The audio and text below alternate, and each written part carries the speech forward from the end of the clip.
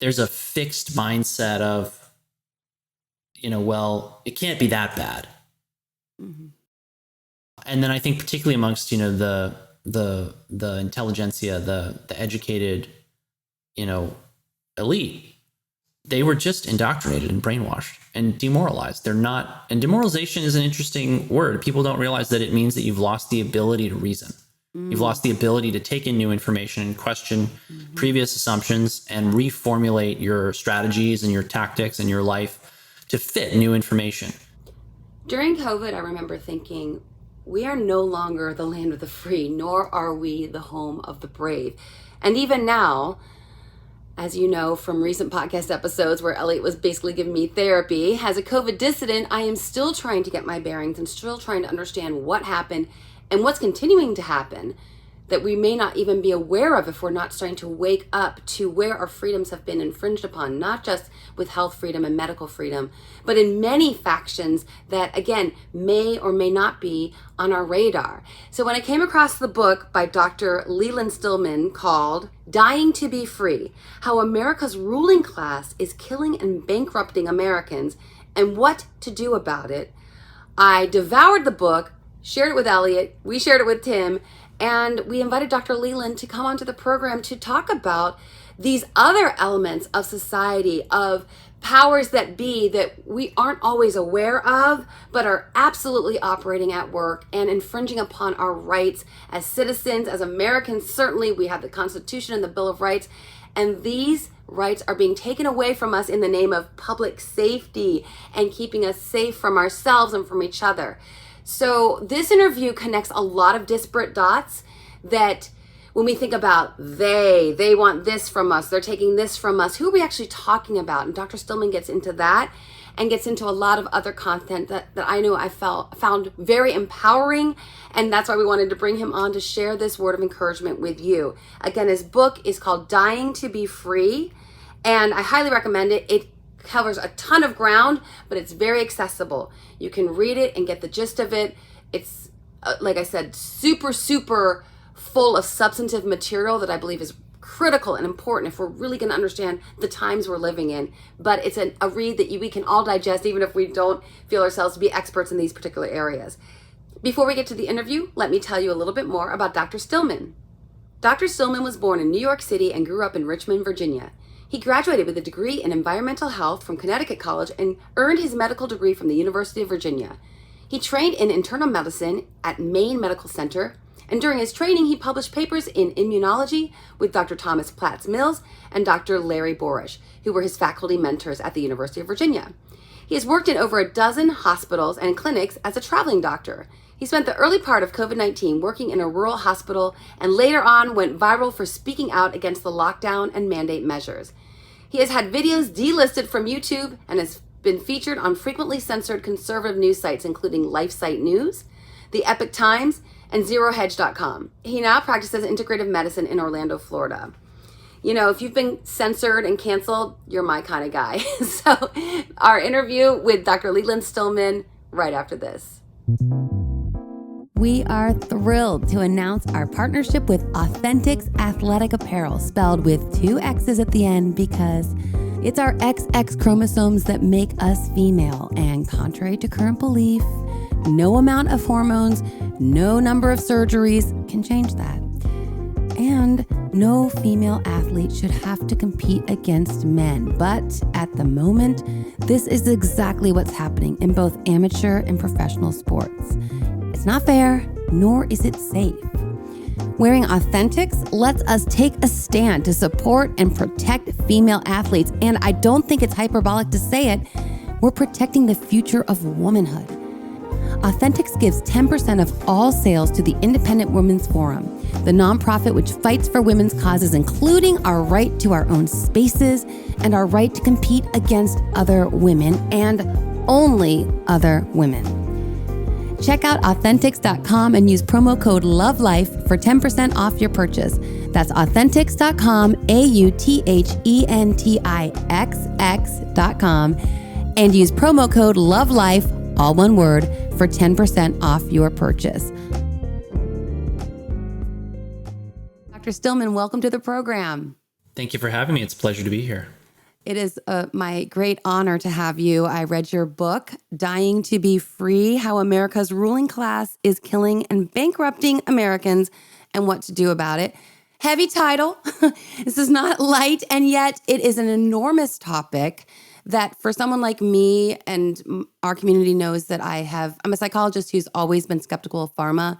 I started my early part of my career as a therapist when Prozac was just coming into its flashy numerical drug status. So I was always skeptical. Interestingly enough, because you do talk about some political realities in your book. I'm going to hold it up here so everyone can see it in the video. Also, you can see I was quite captivated. You went after it. Thank you. Yeah, I did. Yeah.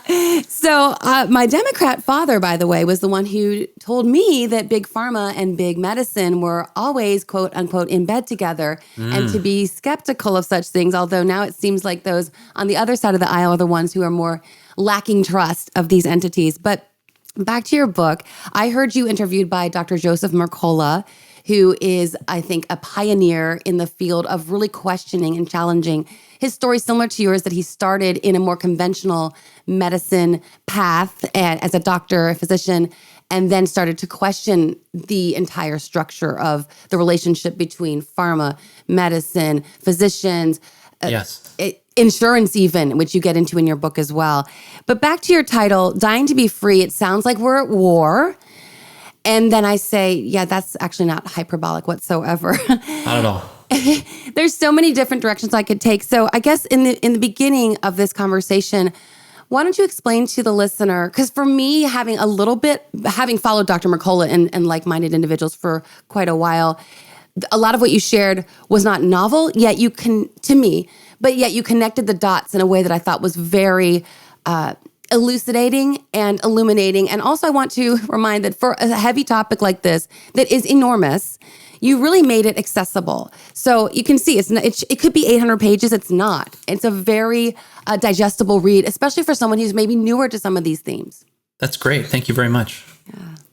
Yeah. So when you felt the need to put some of this stuff down in pen and paper, what was the initial kind of motivation? Who were you writing to? Were you writing to people who were already maybe a little bit further down this path, or to the novice? I think I was writing to everyone. Certainly where the people I spend my time around who tend to become patients at my practice, my friends, my family. Well, actually, to be fair, I've had such a broad range of experiences in life. I was born in Manhattan on the Upper East Side. I have family members who, to this day, are very, I have family who are conservative, a family who are very progressive, liberal, whatever you want to call it, whatever labels you want to put on those. I've got family members in basically every camp. And then in the health world, there's sort of people who are in the integrative natural health camp, and then there's people who are in the very conventional health camp, and then there's people who really straddle the fence and kind of hop it when it suits them. And I really started my journey as a physician out of a very deep, deep curiosity of, well, I'm being confronted with all this conflicting information, and I'm very, very curious what actually works, what really helps people live long and healthy lives. And that then led me into the conventional world in medical school upon the recommendation of a mentor of mine at the time. And so I saw the best and the worst of the conventional medical world. And then I saw I left that world and I went into integrative and natural medicine. And I think that the front that world presents to the public is very, I hate to say it, but I feel it's actually in many respects very disingenuous. There's a lot of just totally mediocre integrative natural medicine being practiced out there. And it's not that I bear any ill will to those who are practicing it. I just think that there's a lack of rigor, there's a lack of logic, there's a lack of internal consistency in their arguments. And that's just a matter of, the fact that people are people. That's human nature. So I really was writing to everyone. and I think a diehard conservative who is only going to use natural and integrative medicine. And part of why I wrote it was I saw people were suddenly open to new possibilities. People who were diehard conservatives, but who'd never gone to a naturopath or a chiropractor or hadn't even heard of functional medicine, were all of a sudden saying, well, wait a minute. The doctor I've been trusting for 20 or 30 years is giving me recommendations that I absolutely cannot follow in good faith, that don't make any sense to me, and that fly in the face of my deepest, most closely held values, right? Now, the same thing could have happened, and I do have patients who are still voting, not necessarily Democrat, but I mean, I think I've definitely got patients who are voting for Bobby Kennedy and who would describe themselves as lifelong liberals or progressives. And they too felt the same way about their doctors. And then you've got sort of all kinds of combinations thereof. So I felt I owed it to people to basically put down the case as I saw it, with the most incontrovertible, inarguable facts and arguments conceivable, so that people really saw it clearly for what it was. Because when you look at some of the numbers I publish in the book, they just really, how do you, like I say it in the book, the conventional medical world is an emperor with no clothes. I mean, every year they have more power, every year they have more money, every year they have more subspecialists and more offices and more imaging centers and more labs and more this and more that. And when we get worse outcomes every year, they say, well, we need more money, funding, and power. And I mean, what kind of person wakes up and says, yes, let's keep doing what we've been doing? It's the definition of insanity. And so I feel that was just the broadest appeal I could make to people, to just bail on the conventional medical system, because it's totally unethical and absolutely unhinged from reality. And we can't abide it. It's destroying the country. Anyway, that's how I really feel about it. And yes, completely. And what's sad is, to your point, or maybe I want to reframe this as a positive. Yes, COVID in particular is when some people had the foolishness of it all come glaring and right in their face, where they couldn't ignore it anymore. I agree. And so I try to look at that, though I feel, as a COVID dissident myself, it was a rough time for people. And certainly for people in the medical field who were dissident, it was even rougher, because licenses were lost and reputations were destroyed. And the vilification of people just saying, I have to have some ethics here. There's a Hippocratic oath I took. I care about people. I'm not just going to shove this untested product into my patients. And yet so many did, Dr. Stillman. So many did. Which then, for someone like me who was always incredibly skeptical, I've lost complete and utter faith. So then, and to your point, it doesn't mean that the alternative, the integrative folks, I don't know that I can trust them all the time. Certainly the average person won't, because they've been painted as quacks, thanks to the Flexner report, which you bring up in your book as well. So I think a lot of us are feeling the ground shifted tremendously beneath us, and we don't really have sure footing anymore. Someone like me as a psychologist who, when you get a doctorate, as you know, it's research. And yet through COVID, I saw research studies that I knew were bogus. Everyone knew they were bogus, manipulating the methodology to manipulate then the results such that the vaccine's the only way to go.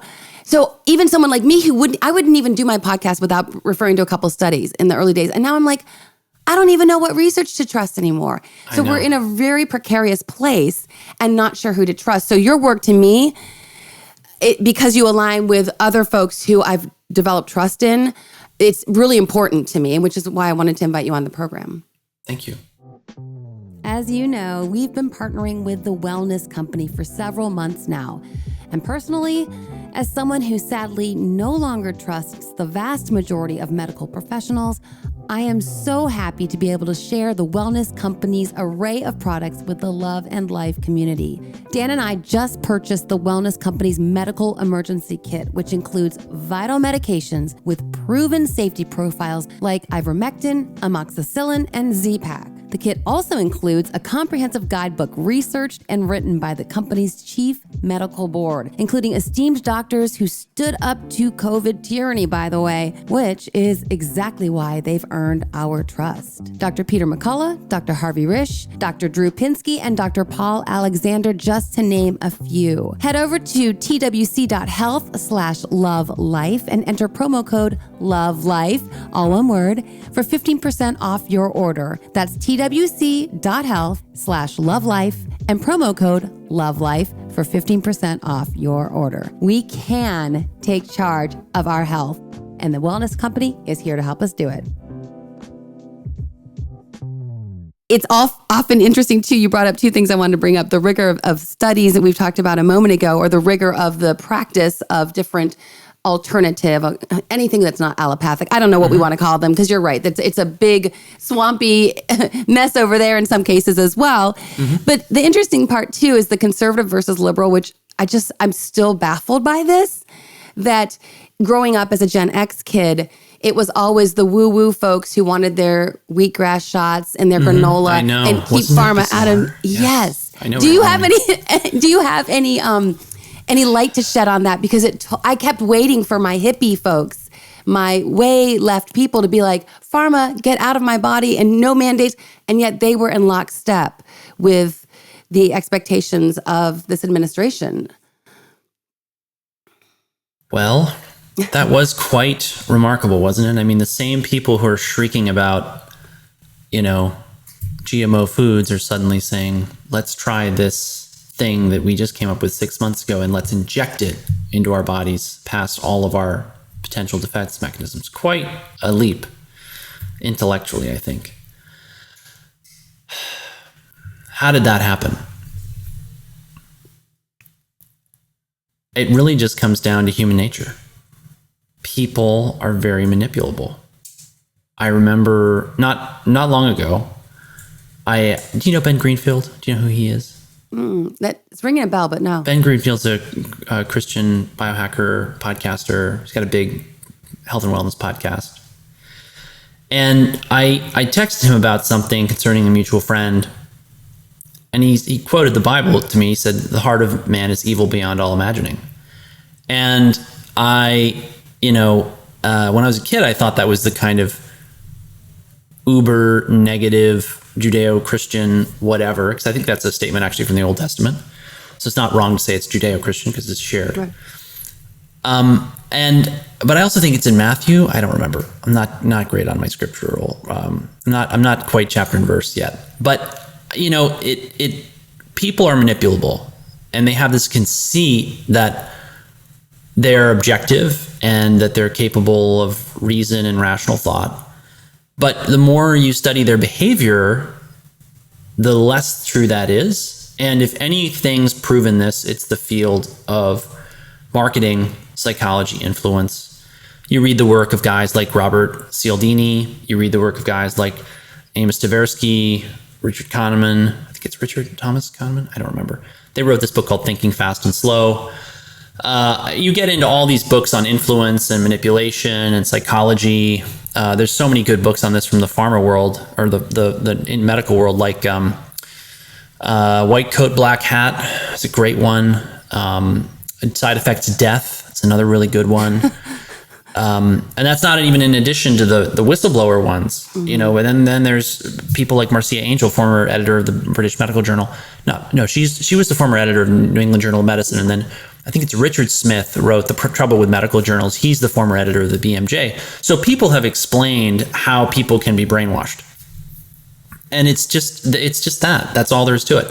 What I find interesting about it is that the same people at the top have this agenda on the one hand of, we've got to get everyone on board with very draconian, very authoritarian modern medicine that relies upon a combination of vaccines and highly interventionist allopathic medical care.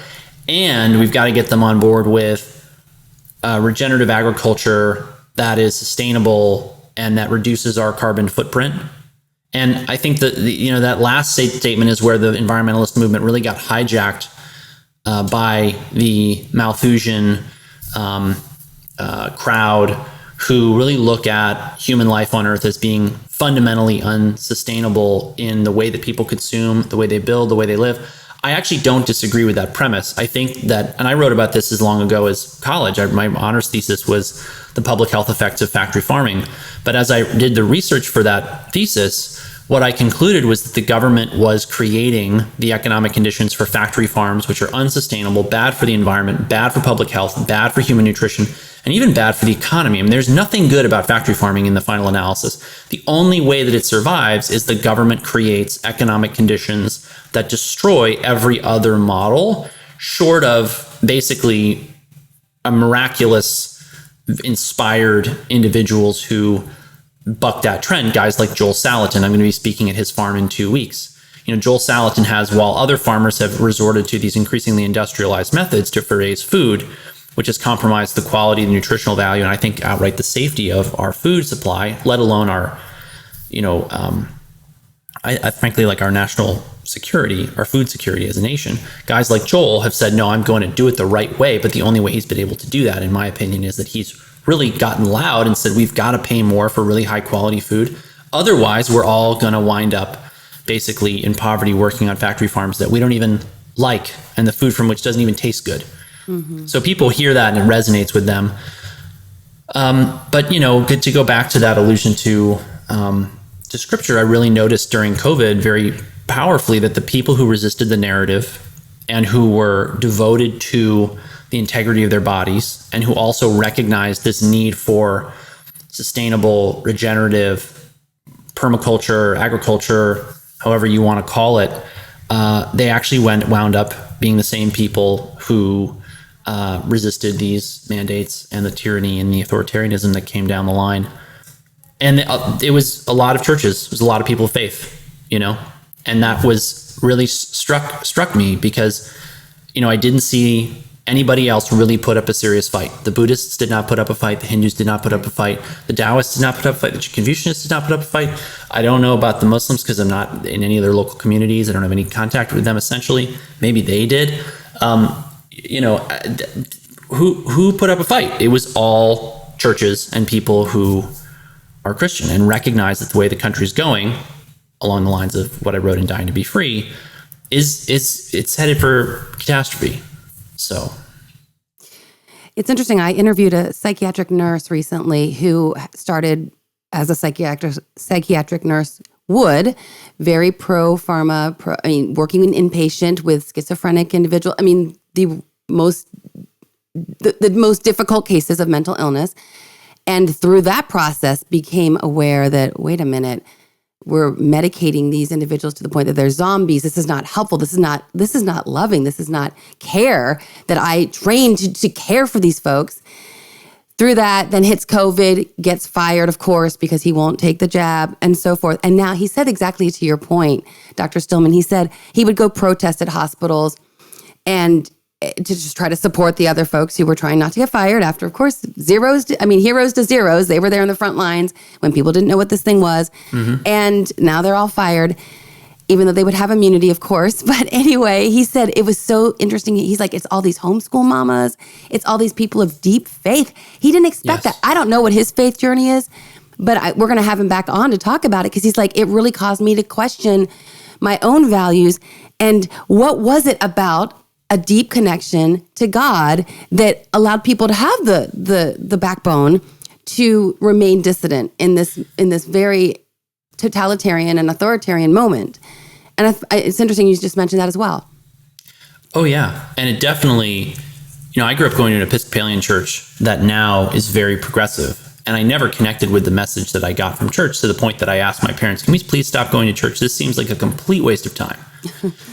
And you know, I'm not sure if I'd kept going, if I'd stayed in church, if it would have done me really any good, because I didn't really feel like, you know, the Spirit was there. And COVID was fascinating because it flushed all these pastors out of the woodwork who were really serious about their faith and really asking, like, what does the Bible really teach and how should we really live? And they were willing to engage with these questions, and not in, I feel, this very superficial way that a lot of Christians today, and maybe forever, have engaged with them, which is basically where it's sort of like, you know, I listen to a fair number of of churches and pastors, and it's like a lot of kind of rah-rah personal development type stuff, but it's not very deep. And I think that's probably being pretty generous to a lot of it.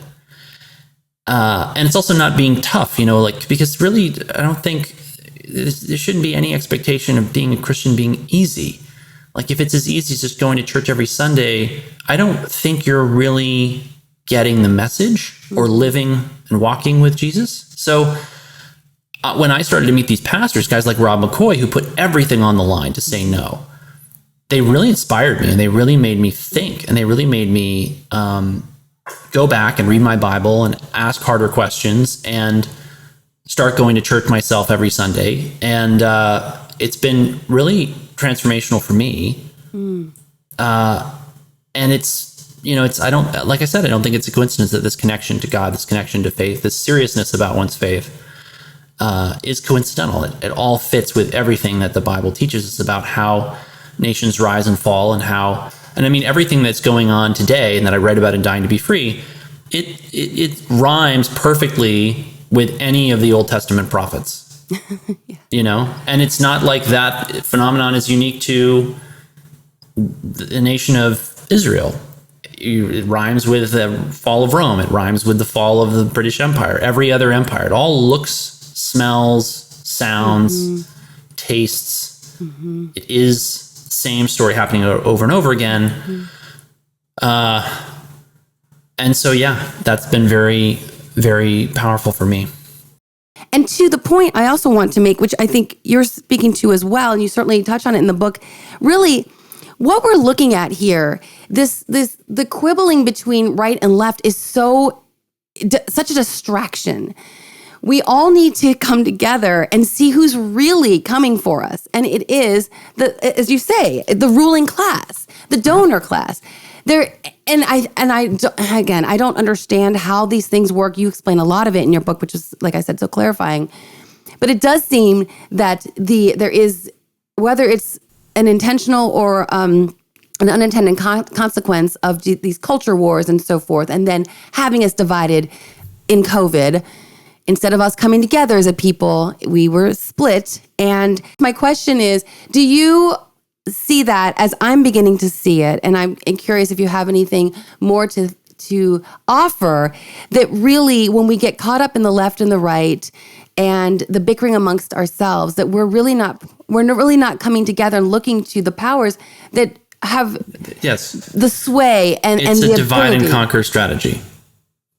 It's a divide and conquer strategy.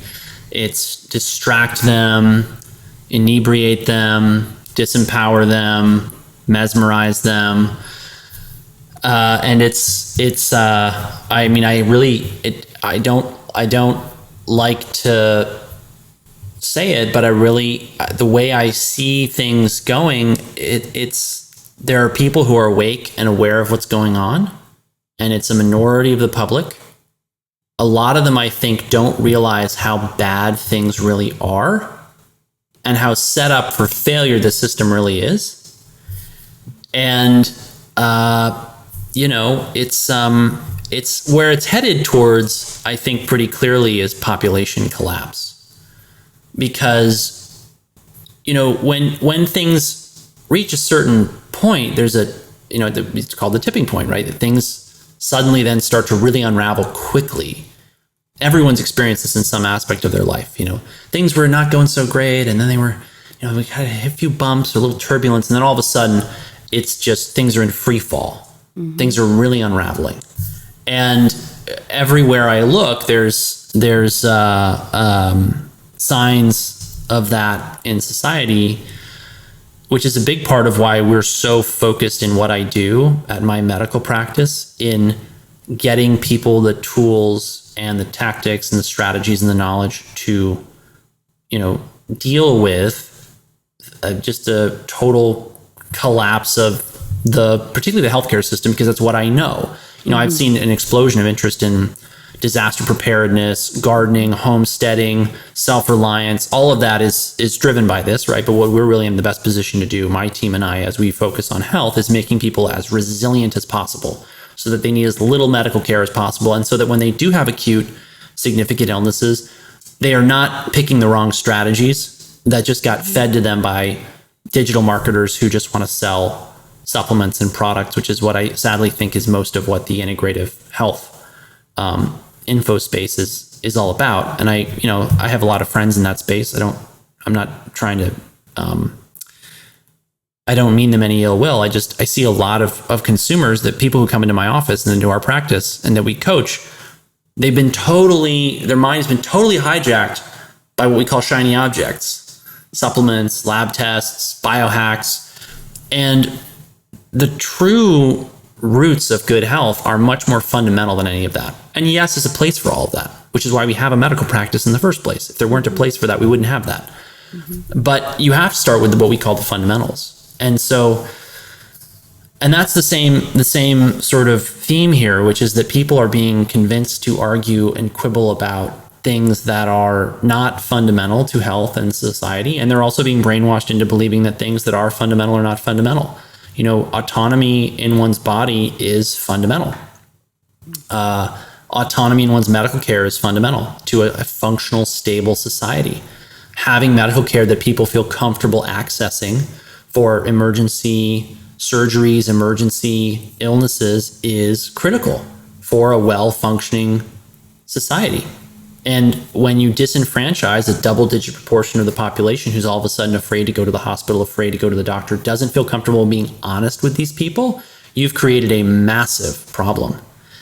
And, I think what's most important about it is for people to focus on their resiliency, which is why we, like I said, have a medical practice and a coaching program. And those are Stillman MD and StillmanWellness.com, respectively, StillmanMD.com, that is. And then to really stop falling for all of the noise and confusion and really ask themselves what really matters, what's really important, what's really critical to a well-functioning society. And that's why it's funny, I wasn't interested in the law for most of my life, but all of this has actually made me intensely interested in the law. Mm-hmm. And it's interesting because I find that actually backed up by scripture. There's I can't remember where it is, but it's something like, blessed are those who meditate upon the law of the Lord both day and night.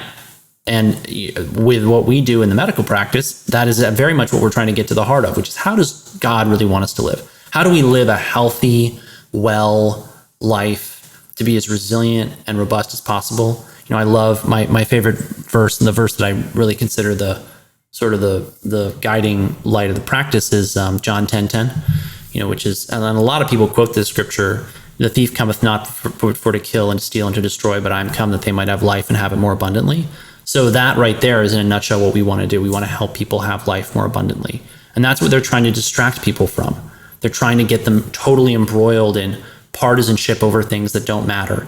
They're trying to get them to endorse or be okay with policies, procedures that are totally out of alignment with, principles of good health and of frankly, of like a successful civilization, which fundamentally is based upon Christian and biblical law.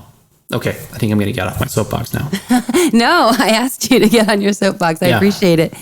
No, it's like you said, there's so many really enormous considerations that it is hard to, like I told Tim before you hopped on, I said, this is going to be a tough one for me because I could go in so many different directions and they all seem equally, well, they're all related, of course, and they're all equally deserving of a good dose of unpacking and really getting into the weeds, so to speak, because it's this glossing over and these assumptions that many people, to your point, not understanding how dire things are, not understanding where we are. Like, for example, and this kind of gets into, again, the ruling class. And here's something that came to mind to me during COVID. I kept thinking, during the vaccine rollout, I kept thinking, eventually, Ed Dowd's information, for example, the data that he came across and started to really speak out about, that eventually we would see these unexpected deaths. We would see all these injuries. We would see people needing time off work. We would see young people in the prime of their lives, 18 to 55, for example, sudden adult death syndrome. It's always been a thing, right? Eventually, the insurance companies would say, the life insurance companies now would say, something's going on. And there was a bit of that. I think it was actually a firm in Indiana that sounded the alarm. Yes. And then I thought, well, then they're going to get after pharma and Pfizer and Moderna, and they're going to say, you guys need to check it because we're seeing people dying. And then I thought, oh, wait, I'm sure that both of these entities are essentially owned by BlackRock and State Street and Vanguard. And so I thought they're not going to, because it's just robbing Peter to pay Paul. But it's actually much bigger than that. Okay. Which is essentially that people have this illusion that companies are going to act in their own best interests financially. Right. Yeah. But they have that. Yes, but hold on a minute. Who makes the money? The Federal Reserve and Treasury, they control the monetary supply. So what I've realized has happened with our financial system is that, about 100 years ago, with the advent of the Federal Reserve and various other acts that I think were just totally unconstitutional and illegal, practically speaking, and this all leverages what is called the Cantillon effect, which interestingly enough, Javier Milei campaigned on. I've never seen anyone campaign on something as abstruse and esoteric as the Cantillon effect. So the Cantillon effect is the effect that if you can print money, then if you've got $1 million in circulation, which would be a tiny amount of money, right, compared to what we have in circulation. If you have $1 million in the pool and you've just printed another $1 million, well, when you've distributed all of that, the price of everything, the value won't have changed, but the price will have doubled because you increased the monetary supply by twofold. And I'm not an economist. This is not financial advice. This is just basically common sense, in my opinion. And that's why if you look, I saw this really interesting meme the other day. It said, this amount of gold could have bought you a house in like 1920. And this amount of gold could still buy you a house in 2024. What's changed? The value of the dollar. The dollar's been devalued. How is it devalued? By printing, right? So this Cantillon effect is essentially that the person who can print the money has, in the end, all of the political and economic power because they can create the illusion of value, which is actually extremely valuable. That's why you'll see stories about influencers doing things like hiring fake private jets to do photo shoots. Mm-hmm. It creates this engagement on their page, and then they have this vision or this illusion of the life of luxury that people are then buy into, and they'll pay them more. And so the same things happened ultimately with the monetary supply and people who work hard. And people don't realize this. When the government says we're going to print $1 million, there's nothing backing it. They literally just said we're going to print $1 million or $1 trillion or $100 trillion or whatever stupid, insane, farcical numbers they're coming up with. They literally just say we're going to print this much money. Mm-hmm. And there's nothing backing it. Which means that the only reason that the Federal Reserve note has any value at all is that we all still agree that a cup of coffee is worth $5 or $10 or whatever it is tomorrow. Mm-hmm. And that is where the system, that's how they've basically been able to buy the whole system. So people say, well, they're going to act in their economic best interest, so they're going to sue this other company that hurt their interest. Well, they're owned by the same people because the same people have been printing money for 100 years, and they've been buying all the companies that had a good return on their investment. And guess what? Insurance is one of the best returns on investment if you manage the risk well, because everybody wants it, but no one actually knows what the real downside is. So they just kind of accept the numbers that they're given. I mean, that's why health insurance is such an incredible grift. I mean, it's so exploitative. And it's shocking to me what people pay for their healthcare when I take care of people all day for cash prices. Mm-hmm. And I know what it actually costs to keep somebody healthy. Mm-hmm. Now there's emergencies, there's things that happen out of the blue, accidents, traumas, but I know what's going on in my practice. I know who has to go in for emergency surgery. I know who has to go in for sudden flukes, sudden illnesses out of the blue. There's not that much in reality. And so when you pool that risk, it can make insurance should actually be very cheap, but it's not. So what it's fundamentally going to come down to is are there enough Americans with the political will and courage to say we're effectively going to opt out of this system. We're going to create a whole parallel society, and we're going to do it in a way that basically, it still has to be legal. But then we get into questions about where they're basically trying to enforce. They're weaponizing the judiciary right now against many different people. Mm-hmm. And then the question becomes, well, how do you deal with that? Because the police power of the state is it's increasingly violent. It's increasingly draconian, and it's increasingly, even going back to Waco back in the I think it was 80s. Nobody got in trouble for that. Something like 83 people were immolated by the federal government. Mm-hmm. And no one lost their job. No one was disciplined. No one went to jail. And, nothing's really changed in 20 years except they've gotten worse, in my opinion. Mm-hmm. So, yeah, very exciting time to be alive. Really pumped to be here with you. Yeah, I like I was saying earlier, I try to reframe because it actually is a very exciting time to be alive. Again, in the early days of COVID and rolling out the jab, and I remember looking at my husband watching TV, which is a mistake. One should not do such things. But, we're going to have this warp speed is coming out. And I just looked at him, I was like, well, I'll never take that. And he's like, really? I was like, oh, absolutely not. Getting into that, it did seem, I think, again, you go through something like this and you review Waco. I was young when that happened and probably didn't fully understand what was going on. And gosh, there's this cult and there's young children and they're being brainwashed and perhaps abused, who knows? And all these kinds of things that we take reality as it's served to us oftentimes until we hit something like COVID where we start to really question. And I want to, like you said, it is an exciting time to be alive because I think the scales are coming off the eyes of many of us. And we are revisiting, and I've been doing the same thing. The health insurance, which you speak about in the book as well, is such a racket. And I remember, this was even before COVID, I remember reading a book by Matt Kibbe, he's a libertarian.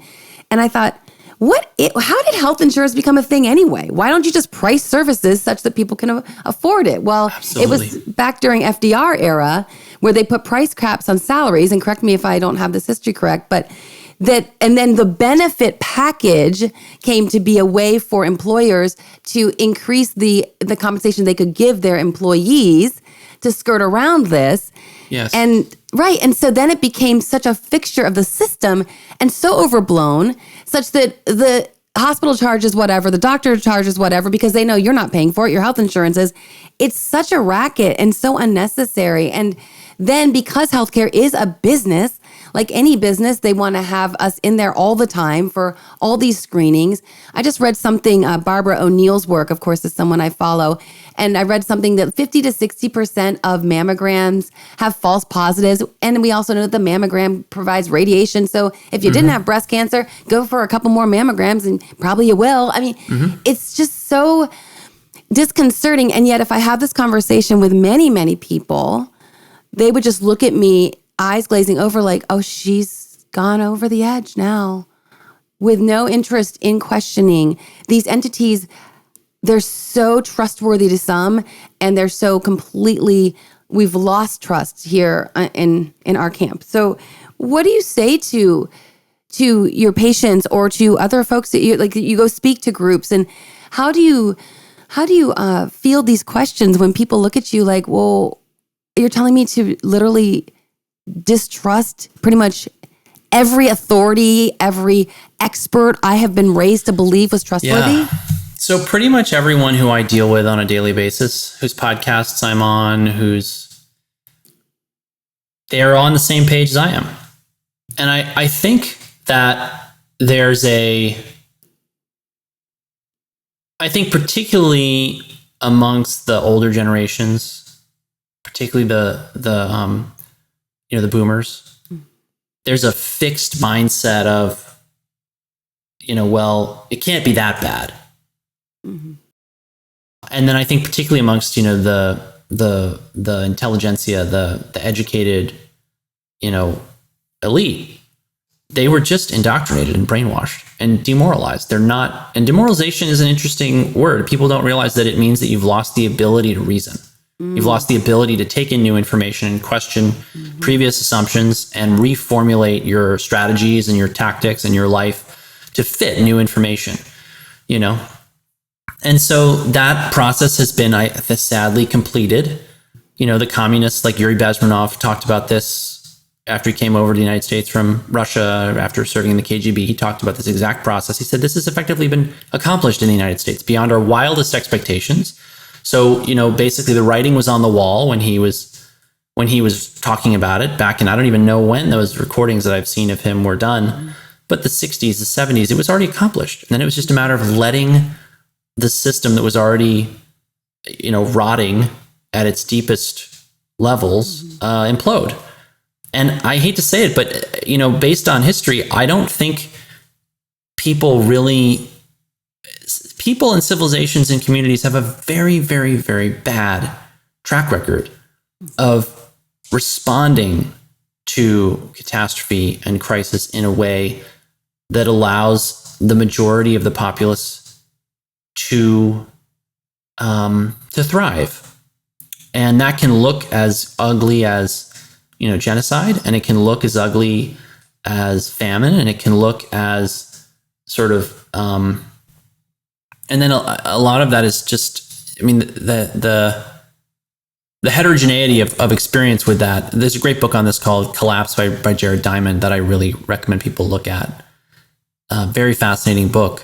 But, it can include civilizational collapse to the point that it doesn't exist anymore. And it can include, just large drops in population.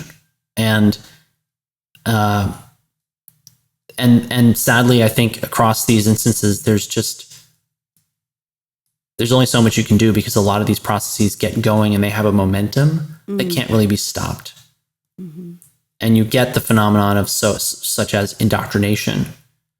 And indoctrination is, the way we're seeing it is just one sort of, it's one phenomenon or one way of seeing it.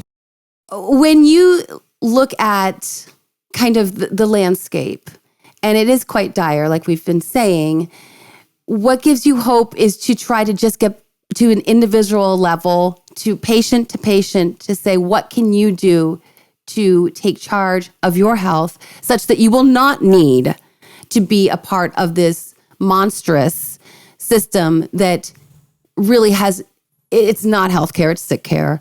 Mm-hmm. It's for the most, yes, acute medicine. If I get into a car wreck today, I'm certainly happy for an emergency room to get my leg that's broken back in place. So there's no question I'm happy about that. But ultimately, to, like you said, have a parallel reality. And is that kind of part of your mission and your hope, and one of the reasons you wrote the book and you speak on podcasts and do what you do? I guess kind of getting to that question. Well, doubling down on what we know works, mm-hmm. which is that we know what makes people healthy. I can't unpack that in the few minutes we have left, but that's what we teach people at my medical practice, stillmanmd.com, and Stillman Wellness, which is a coaching practice where we coach people how to be healthy. And what I'm trying to create in my medical practice is really what I view as what people really need to recover from chronic illness, to become healthy again. And to, if they are already healthy, to help them really optimize, to make sure that they are in the best health physically possible. And people can learn more about our programs and memberships at my website. If they apply for consultation, you'll get a series of videos with some testimonials and an explanation of what we do and how we work. And it's all based on, you mentioned your skepticism of the literature. I think I very much felt that I had to take medicine kind of down to the studs and then sort of go back and say, well, what actually worked of everything that I was taught? And when should I actually do what I was taught to do? Mm-hmm. And it's been very, very interesting and challenging to do that. But I really do believe that this isn't a new, original idea for me or from me. William Osler, who is the doctor who founded Johns Hopkins and is ironically quoted by many physicians to this day in medical schools, said, by practice alone, you can become an expert. He didn't say by reading the literature, by corresponding with your friends, by talking to other doctors. He said, you must practice. That is the only way to really gain, and hone and refine a craft. And Einstein echoed that when he said, the only source of true knowledge is experience. And that's where I think the public consciousness has been hijacked effectively by people who say we know this and that and the other thing. That's truly just a cleverly crafted narrative churned out of what are effectively marketing agencies that are called things like think tanks. And that's it. That's all there is to it. And people have to get away from this sick, just diseased, totally immoral system of of our society. And that's an economic system. It's a medical system. It's the school system. It's all these systems have been compromised. And that's not, a new problem that history has never seen and that people have never faced. And every time that this happens, people do what we're talking about now. They basically say, well, you know what, we're going to move to a place where people honor our values and will treat us well. I think that would be, my family came to this country almost 4 centuries ago now, late 1600s. They were fleeing political persecution in England. Right. And so I left my home state of New York, and then I went to Virginia, and then I left Virginia as well for Florida because I wanted to be around people who shared my values. And so people have to seek community with people who share their values. I think there sort of has to be a certain amount of cutting of the losses of the really, really sick, dysfunctional places. Our major urban centers being essentially that in a nutshell. And then, building that community and then creating, new structures and organizations and institutions from the ground up that are going to work for everyone instead of working for the economic elite who are rapaciously taking advantage of everyone left, right, and center. So if you want to learn more about that and how to become the healthiest version of yourself, subscribe to our newsletter at stillmanwellness.com. We would love to help you understand what that means. And we have a lot of interesting opportunities to work with us that I look forward to sharing with you all. And I look forward to seeing your listeners pop up in our calls. Well, I want to thank you. That is a beautiful note to wrap up. So Dr. Stillman, thank you so much for joining us today. Really appreciate all that you shared with our community.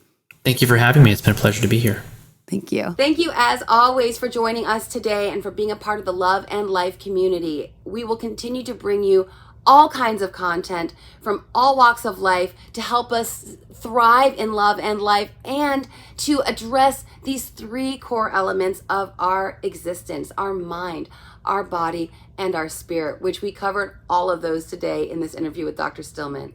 Please join our newsletter if you haven't already. Head over to loveandlifemedia.com. Can't wait to connect with you on a more regular basis that way. And until next time, make it a great week.